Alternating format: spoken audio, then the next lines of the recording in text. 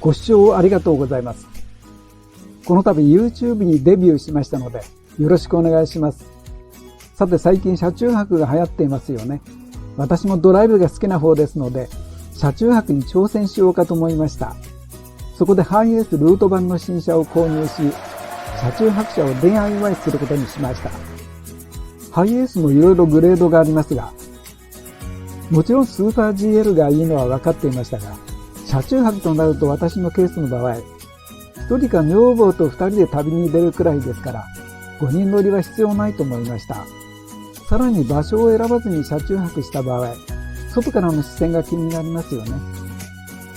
窓をカーテンで塞ぐのはあまり好きではないので、いっそのこと窓のないルート版にしようとなったのです。しかしルート版を買ったことで、愕然としたことがありました。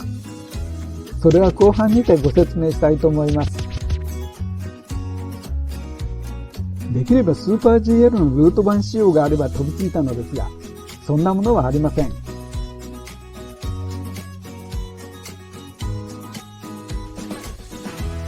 それではハイエースルート版を見ていただきましょう。LED ヘッドランプとフォグランプをオプションで付けました。アルミホイールを付けようかとだいぶ迷いましたが、ルート版にアルミホイールはちょっと行き過ぎじゃないかなと思い、諦めました。ドアミラーが新型から大きくなって見やすくていいですね。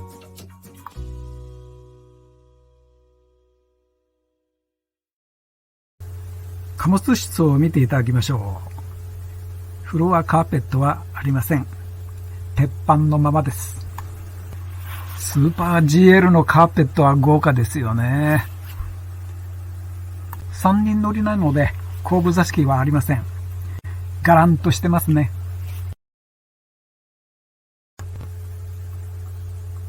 側面のパネルも地味なものです。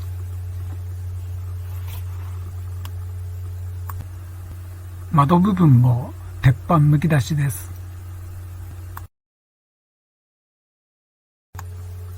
スライドドアから中を見た状況です。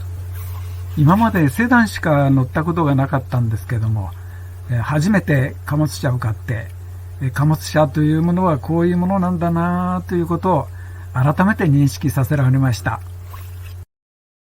これから車中泊車を DIY するので、このような寂しい状況でも全く問題はありません。運転席です。3人乗りシートですね。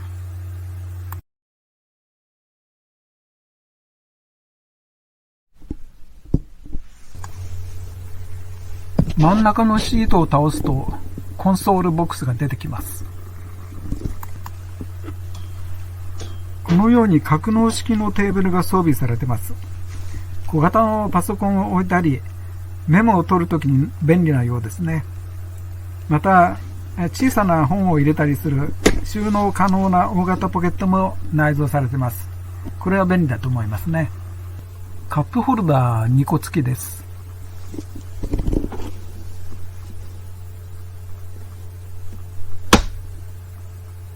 ちょっとコインを落としてみましょう。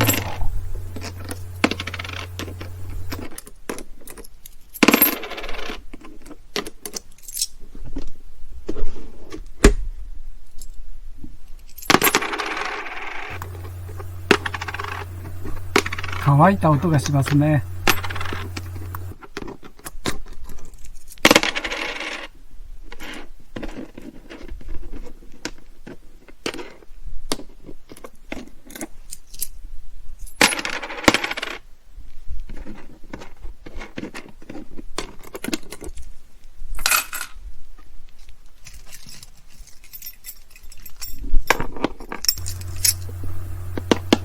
少しあちこち叩いてみましょう。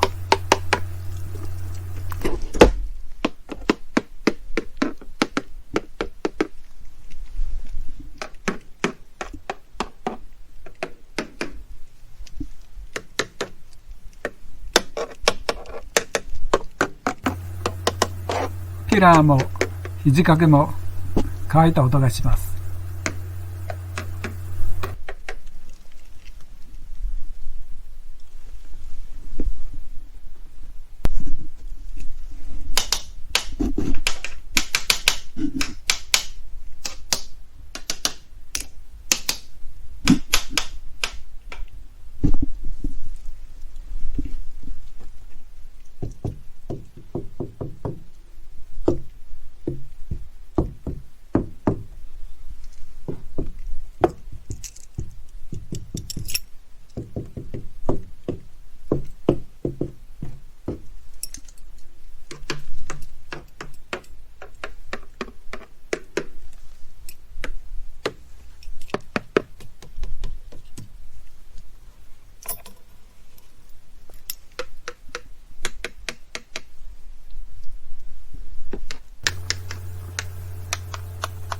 ダッシュボードもピラーもドアパネルも乾いた音がします。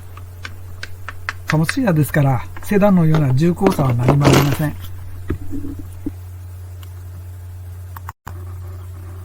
メーターパネルは全車同一のようですね。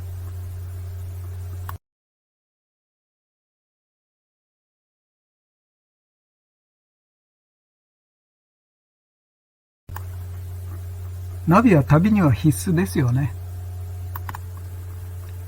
ナビとともにテレビのチューナー、そしてラジオのチューナーで、音楽再生もできる装置もナビにはついてるんですね。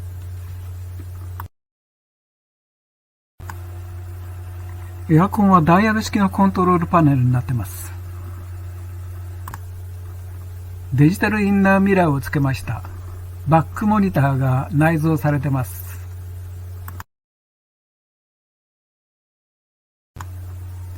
バックギアを入れてみましょ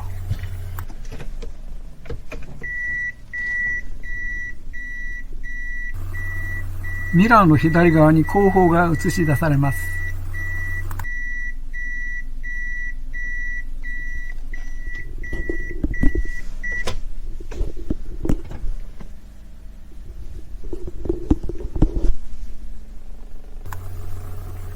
助手席にはエアバッグをオプションで付けました。二人旅の場合はやはり助手席の方にも安全対策をしないとダメですよね。エアバッグを付けない場合はアッパーボックスで小物入れになるんですけどね。その下がグローブボックスになってます。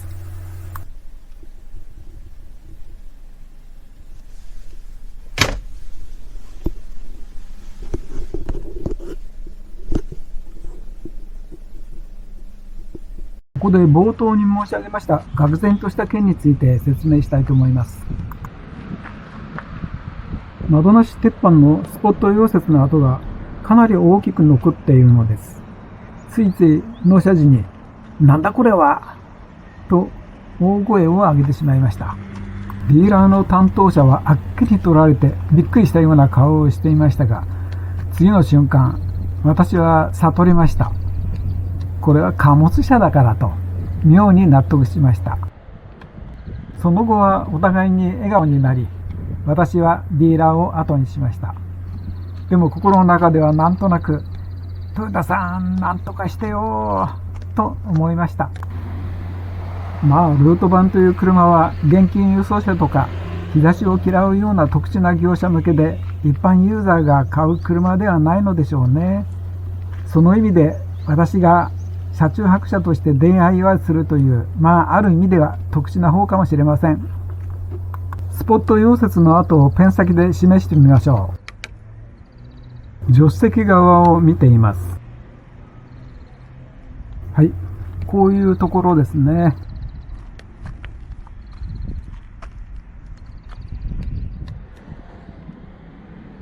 ここも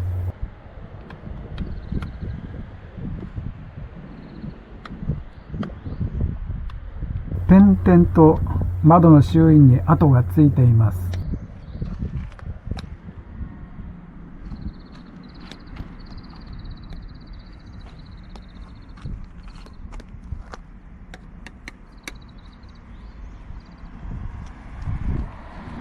後ろを回って運転席側に行きます。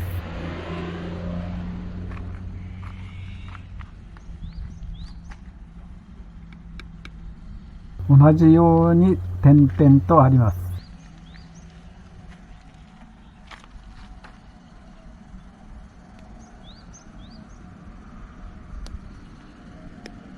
ちょっと車体に埃がかぶって見えにくいと思いますけど、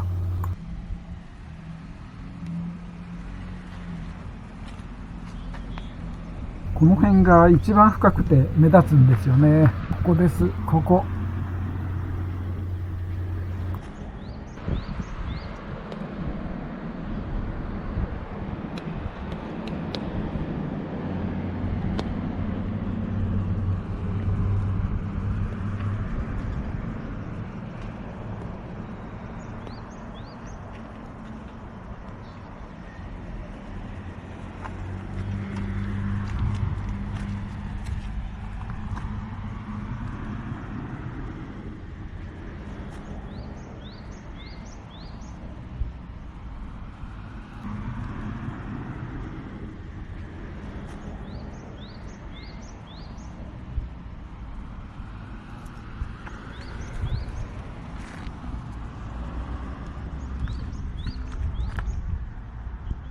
ここまでハイエースルート版について述べてきましたが、ハイエースは丈夫で長持ちと評判ですよね。